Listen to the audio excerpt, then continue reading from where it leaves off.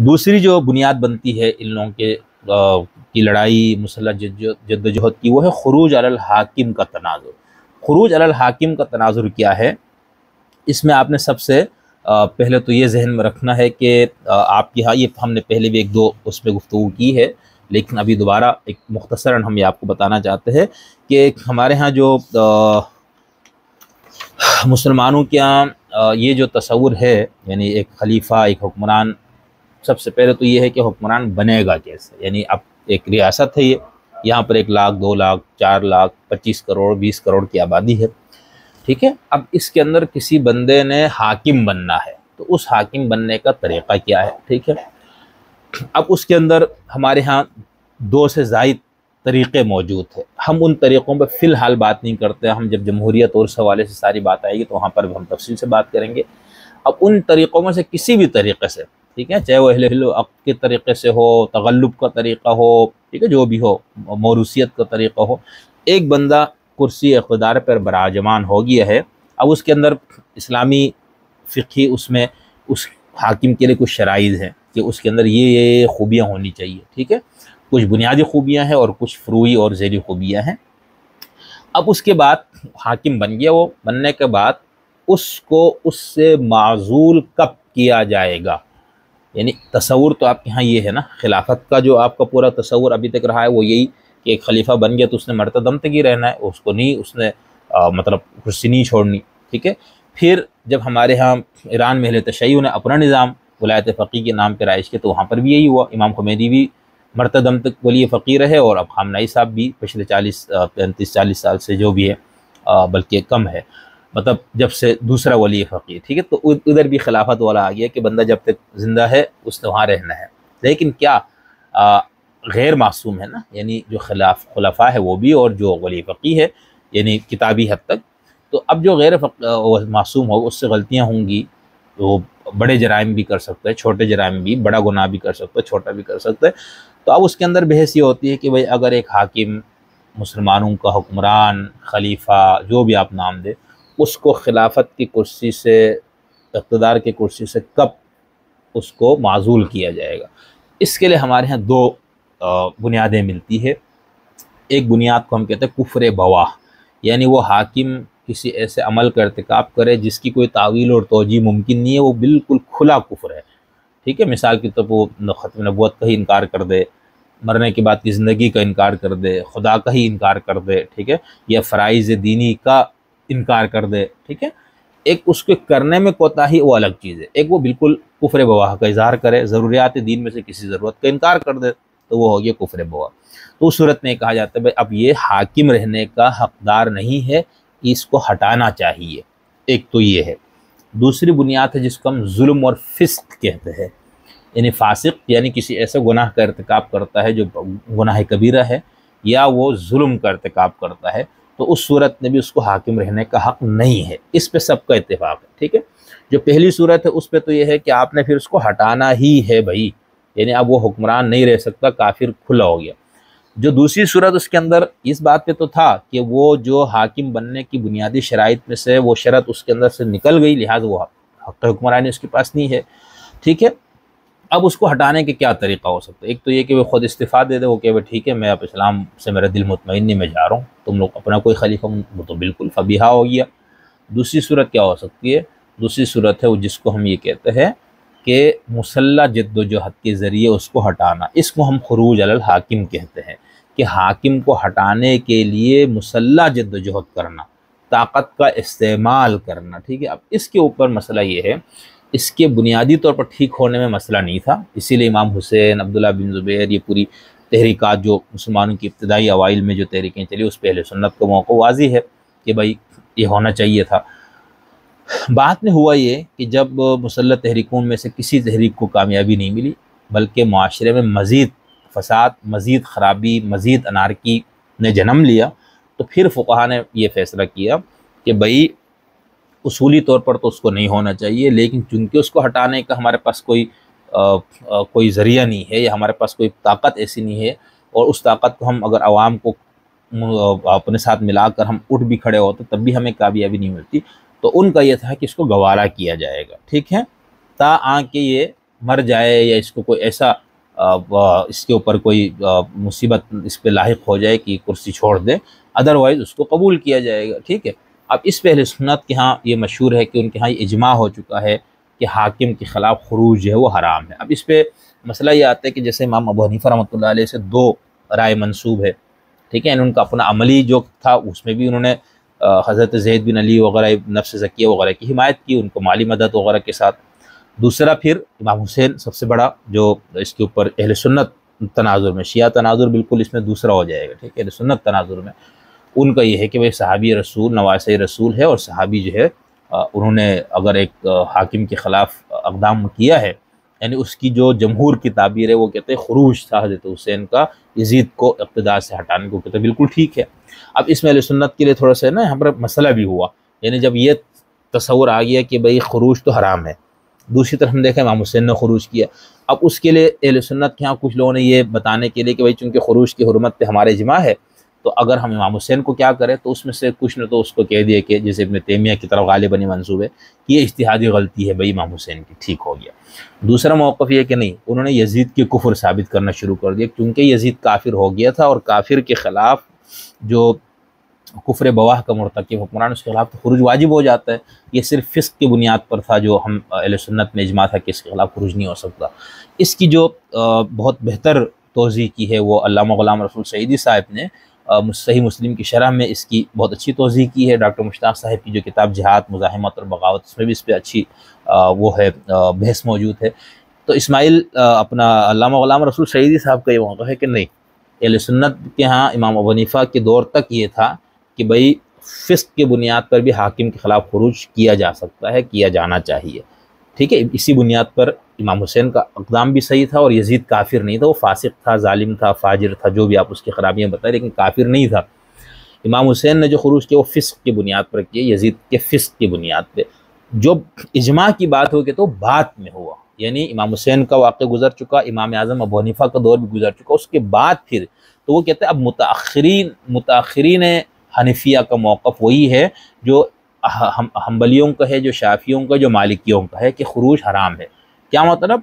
चूँकि उस खुरूज की वजह से मज़ीद फ़साद, मज़ीद ख़राबी, मज़ीद अनारकी की फ़िज़ा पैदा हो जाती, लिहाजा अब उस एक हाकिम को गवारा करना, आपके सामने एक ख़राबी तो ये है कि एक फ़ासिक हाकिम को गवारा किया जाए।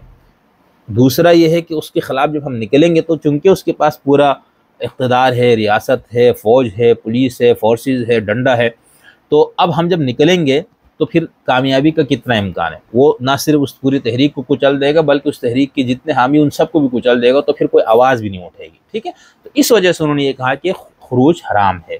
शिया मौक़िफ़ जो इसमें जो ओरिजिनल इस्ना अशरी शिया मौक़िफ़ था वो यही था कि भाई इमाम की ग़ीबत कुबरा में ज़ुहूर इमाम तक के सब चैप्टर क्लोज़ ही है। अब वो बाद में इन्होंने फिर उसको दोबारा खोल दिया। ज़ैदी शिया का मौक़िफ़ बिल्कुल वाज़ेह था कि जो भी हाकिम ज़ालिम होगा, फ़ासिक होगा, उसके ख़िलाफ़ खुरूज वाजिब है, बल्कि इमाम होता ही वो है जो फ़ासिक और ज़ालिम हुक्मरान के ख़िलाफ़ बाकायदा खुरूज करे। खुरूज में सिर्फ तनक़ीद नहीं है कि आप बैठ के गुफ्तगू करें, हुक्मरान को नसीहत करें, ऐसा नहीं है। ठीक है। तो उनके यहाँ ये था। अच्छा, अहले सुन्नत के यहाँ जो हमारे यहाँ एक शिद्दत तो ये हो गई थी कि उन्होंने कहा भाई हुक्मरान पर तनक़ीद भी नहीं करो। ये बहुत यानी एक शाज़ व नादिर लोगों का, एक कम लोगों का मौक़िफ़ है, लेकिन ये भी है। लेकिन जमहूर अहले सुन्नत का मौक़िफ़ ये था कि उसको गवारा करने का मतलब पता नहीं है कि उसको हम नसीहत नहीं करेंगे, उसको हम तबलीग नहीं करेंगे, या उसके उस जुल्म और फ़िस्क़ के ऊपर हम बात नहीं करेंगे। पुरअमन तरीक़े से हम बात करेंगे, तनक़ीद करेंगे, जहाँ मौका मिला हम उसको समझाएँगे भी, लेकिन उसके ख़िलाफ़ खुरूज नहीं किया जाएगा। तो ये है पूरा मुख्तसर मैंने आपको खुरूज क्या है, उसकी डेफिनेशन, और उससे मुख्तलिफ़ फ़िक़ही मसालिक का मौक़िफ़, और अहले सुन्नत के यहाँ जो इस हवाले से कन्फ्यूजन का एक तसव्वुर पाया जाता है वो मैंने आपको बता दिया कि उसकी वजह की। अब हम आते तहरीक तालिबान पाकिस्तान पे। ठीक है। इसके अंदर जो अभी हम जिस किताब से पैगाम पाकिस्तान शरीयत की अदालत में, उससे हमने आपके सामने एक दो इक़्तिबासात पेश किए। अब उसी किताब से हम एक और वो पेश करते हैं कि जब इनके ऊपर ये, चूँकि पैगाम पाकिस्तान में ये कहा गया था कि भाई ये खुरूज है, और जो खुरूज करने वालों को बागी होते हैं और बागी पर यह अहकामात लागू होते हैं, वो पूरे एक फ़िक़ही और कलामी बहस है। तो उसके पर इन्होंने का तबसरा ये है, ये लिखते हैं जो इस किताब का मुतरज्जिम है, यानी पैगाम पाकिस्तान शरीयत की अदालत में। इसका तर्जुमा किया है अबू मोहम्मद अब्दुर्रहमान हम्माद ने। उन्होंने शुरू में लिखा है सफ़ा नंबर 4 पर, बअल्फाज दीगर, जब मुसलमानों के तमाम मामलात अल्लाह ताला के कानून के तहत चल रहे हों, सिर्फ सरबराह यानी खलीफा अपनी ज़ात के हद तक शरीयत का पाबंद ना हो, तो फ़ुक़हा ने खुरूज के मामले में एहतियात का दामन हाथ से जाने नहीं दिया है।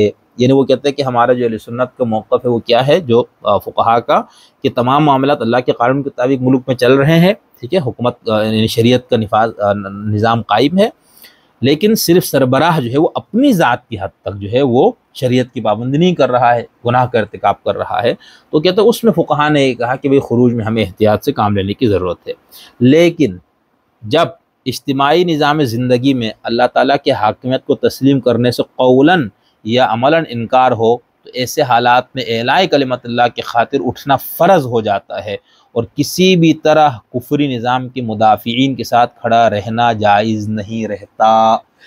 तो यहाँ पर क्या मौक़िफ़ है, इन्होंने पहले तो फ़ुक़हा का और अहले सुन्नत का जो मौक़िफ़ उसको इख्तिसार से बयान कर दिया, हालांकि इसमें ऐसी बात नहीं है जिस तरह की गई, हमने पहले आपको इसकी वजाहत कर दी।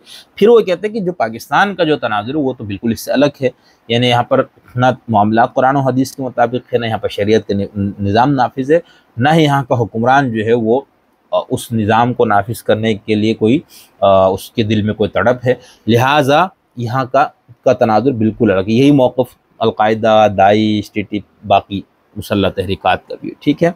इसी के अंदर पैगाम पाकिस्तान अवाम की अदालत एक दो हवाले में इससे और पेश करता हूँ और उसके बाद हम आगे बढ़ते हैं, ठीक है। इसमें आगे इन्होंने बात तनाजुर खुरूज पर बात करते हुए इन्होंने लिखा है कि यहाँ पूरे हुक्म का ताल्लुक़, यानी जो खुरूज, बागी और इसका, वो कहते हैं यहाँ पूरे हुक्म का ताल्लुक़ इस्लामी रियासत से है और अल्हम्दुलिल्लाह हमने ये बात साबित की है कि पाकिस्तान इस्लामी रियासत नहीं, लिहाजा मज़कूरा बाला पैराग्राफ में जो अहकाम यानी बगावत, मुसल्लह खुरूज वगैरह के लगाए गए हैं वो हमारे हक़ में दुरुस्त नहीं। पैगाम पाकिस्तान में जो बात की गई थी वो कहते हैं हमारे हक़ में दुरुस्त नहीं है, क्योंकि हमारा जिहाद एक गैर इस्लामी रियासत के ख़िलाफ़ है और उन्होंने जो फतवा लगाया है वो इस्लामी रियासत के ख़िलाफ़ हथियार उठाने वालों पर लगाया है।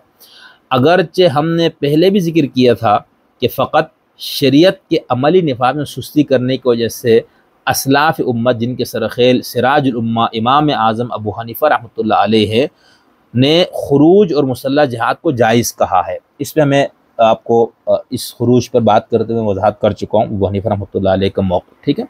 अब ये कह रहे हैं किताब का साहिब जो किताब है शरीयत पैगाम पाकिस्तान शरीयत की अदालत में, ये कहते हैं कि ये हम ये वाज़ी कर चुके हैं कि इमाम अबू हनीफ़ा का जो फतवा था वो क्या था, फ़कत शरीयत के अमली निफाज़ में सुस्ती करने की वजह से भी था। यानी एक हाकिम है, इस्लामी हुकूमत है, शरीयत के मुताबिक पूरे मामला चल रहे थे उस वक़्त बकौल इनके, ठीक है, अदालतें कायम थी, वहाँ पर फ़िक़ी और कला उसके हवाले से, शरीयत के हवाले से वहाँ पर निज़ाम मौजूद था, लेकिन खलीफा चूँकि वो इस्लामी अहकामात पर अमल पैरा नहीं था, तो अबू हनीफ़ा रहमतुल्लाह अलैह ने उसके ख़िलाफ़ मुसल्लह जिहाद को जायज़ कहा, बल्कि उसे बेहतर और अफजल गर्दाना है। लेकिन हम यहाँ ये बात इसलिए नहीं करते कि हमारी जंग इस्लामी रियासत के ख़िलाफ़ अमली कोताही की बुनियाद पर नहीं, बल्कि हमारी जंग की बुनियाद दो बातों पर है, ठीक है। इसके बाद उन्होंने फिर दो बातें क्या लिखी है कि पाकिस्तान कुफरी कवानीन की वजह से इस्लामी रियासत नहीं, और दूसरा कुफ़ार के साथ फ्रंट लाइन इत्तिहादी बनकर मुसलमानों के ख़िलाफ़ पाकिस्तान ने जंग का ऐलान किया। इन दो वजूहात की बुनियाद पर हम पाकिस्तान को इस्लामी भी नहीं मानते और उसके ऊपर हम क़िताल भी कर रहे हैं। इसमें थोड़ी सी एक मौक़िफ़ जो है ना वो नज़र यूँ आता है तहरीक तालिबान का, जैसे वो खुरूज का जो पूरा तनाजुर है ना वो कहते हैं उसका इतलाक़ पाकिस्तान पर नहीं होता, ठीक है। क्यों? क्योंकि एक तो इस्लाम यहाँ पर रियासत गैर इस्लामी है, आइन कुफरी है, ठीक है, यहाँ पर अदालतों में खुदा और रसूल के अहकामात के मुताबिक फ़ैसले नहीं हो रहे, ठीक है। लिहाजा और बेईनी ही जब जो इस मुल्क का हाकिम तबका होगा या स्टेट का पूरा स्ट्रक्चर है वो कुफरिया होगा, लिहाजा कहते हैं वो इसके ख़िलाफ़ जो हम लड़ रहे हैं भाई ये तो खुरूज की बहस ही नहीं है। दूसरा वो कहते हैं कि अगर आप इसको खुरूज में डालना भी चाहें और ये साबित करें कि नहीं पाकिस्तान इस्लामी रियासत है, आइन भी इस्लाम के मुताबिक है, लेकिन चलो अमली तौर पर नाफिज नहीं होता, तब भी हम अबू हनीफा के फतवे से के मुताबिक देखें तो हमारा ये अमल जायज़ हो जाता है। ठीक है। इसी तरह इसी किताब में इन्होंने फिर एक बहुत बड़े आलिम देवबंद के उनका की किताब का भी हवाला दिया था। ठीक है, कि मौलाना फजल मोहम्मद यूसुफ ज़ही साहब, उनकी किताब है जिहाद पे। ये उस दौर में जब 90 की दिहाई वगैरह में जब वहाँ पर सब कुछ हो रहा था और उसके बाद फिर तालिबान की हुकूमत का खात्मा हुआ, तो उस वक्त जो एक लिटरेचर आपके यहाँ वजूद में आया हनफी मकतब फ़िक्र, हनफी देवबंदी मकतब फ़िक्र का, तो उसके अंदर ये बात, तो उसके अंदर जो मौलाना फजल मोहम्मद यूसुफ ज़ही साहब है, उन्होंने भी अपनी किताब में पूरे उस खुरूज की मसले पर बहस की और उसके अंदर उन्होंने फिर वही कहा कि भाई इसमें इमाम अबू हनीफा का मौक़िफ़ ये था कि जो हाकिम अगर फ़िस्क का भी मुर्तकिब हो जाए तो उसके ख़िलाफ़ हमें खुरूज करना चाहिए। ठीक है, उसके हवाले से शेख खालिद साहब ने ये जो मुफ्ती मौलाना फजल मोहम्मद यूसुफ ज़ही साहब वो लिखते हैं कि 145 हिजरी का वाक़या है कि खुलफ़ाए बनो अब्बास के फरमानरवा मंसूर अब्बासी के ख़िलाफ़ बसरा वग़ैरह में मोहम्मद नफ्स ज़किया और इब्राहिम नफ्स मर्ज़िया दो भाइयों ने तनफ़ीज़ शरीयत और इक़ामत दीन हक़्क़ा की गर्ज़ से मुसल्लह जिहाद का ऐलान किया। जहाँ दीगर उलमा उनके हामी थे, वहाँ इमाम अबू हनीफा इस तहरीक के रूह रवां थे। अब यहाँ पर ये बात की भाई तनफ़ीज़ शरीयत, इक़ामत दीन हक़्क़ा की गर्ज़ से मुसल्लह जिहाद वगैरह का ऐलान दिया, तो इससे ऐसा तासुर उभरता है कि वहाँ पर कोई कुफरी निज़ाम कायम था और उसको वो ख़त्म करना चाह रहा था। ऐसा नहीं है, बल्कि इसी मुफ्ती साहब ने आगे वजाहत से लिखा है कि वहाँ पर शरीयतें भी इस्लाम के मुताबिक फ़ैसला अदालतें फ़ैसला कर रही थी, निज़ाम पूरा वो था, लेकिन चूँकि सिर्फ हाकिम जो है वो उससे फ़िस्क़ का इर्तिकाब हुआ था, तो इसलिए इमाम अबू हनीफा ने उस वक़्त जो खुरूज की जो तहरीकें थी उनकी हिमायत की। ठीक है, तो ये हो गया खुरूज के पस मंज़र में पूरी जो बहस है, जिसको हम लेकर लोग ये बताते हैं कि भाई जो तहरीक तालिबान पाकिस्तान जो है उनकी जिहाद, मुसल्लह जद्दोजहद, आप जो भी उसका नाम दे उस हवाले से, तो उनका मौक़िफ़ ये बनता है कि भाई पहली बात तो ये है कि हमारे ऊपर इसका इतलाक़ नहीं होता। ठीक है, खुरूज और उसके ऊपर जो आप कहते हैं कि अच्छा मज़हब की जो मसला है वो ये है कि अगर आपका खुरूज, आपकी तहरीक हकीकी इस्लामी हुक्मरान के ख़िलाफ़ है, ठीक है, एक ऐसे निज़ाम के ख़िलाफ़ जहाँ पर इस्लाम बतौर निज़ाम मौजूद है, तो उसके ख़िलाफ़ उठने वालों को बागी कहा जाता है। तो रियासत जो पैगाम पाकिस्तान में ये लिखा कि भाई ये लोग बागी है और इन पे बागी के अहकाम, तो उनके ऊपर यही है कि पहली बात तो है कि हम पे अहकाम लागू नहीं होते। दूसरा, अगर आप ये कहेंगे कि हम खुरूज वाले हैं, तब भी हम पर बागी के अहकाम नहीं नाफिज होते, क्योंकि हम तो इस गैर इस्लामी रियासत के अंदर इस्लामी निज़ाम को नाफिज करने और उसको कायम करने के लिए हम इसके अंदर मुसल्लह जद्दोजहद कर रहे हैं। एक और हवाला देता हूँ, मुजल्ला तहरीक तालिबान पाकिस्तान में मौलाना अब्दुल हकीम साहब जो है वो एक मजमून लिख रहे हैं, क़िस्तवार इज़्न इमाम उलिल अमर बगावत और शहीद। ठीक है, इसके मजमून क़िस्त नंबर 4 में मौलाना साहब ने मसले खुरूज पर बहस की है और उसके ऊपर वो लिखते हैं कि यानी तहरीक तालिबान पर खुरूज के अहकाम लागू करना की क्या शरई हैसियत है। वो लिखते हैं, अल्हम्दुलिल्लाह तहरीक तालिबान पाकिस्तान इस्लामी निज़ाम के ख़िलाफ़ नहीं बल्कि इसके निफाज के लिए जंग लड़ रही है। ठीक है, और एक ऐसी गैर इस्लामी और ज़ालिम हुकूमत के ख़िलाफ़ मसरूफ़ जिहाद है जो मुल्क में इस्लामी निज़ाम के निफाज के रास्ते में सबसे बड़ी रुकावट है।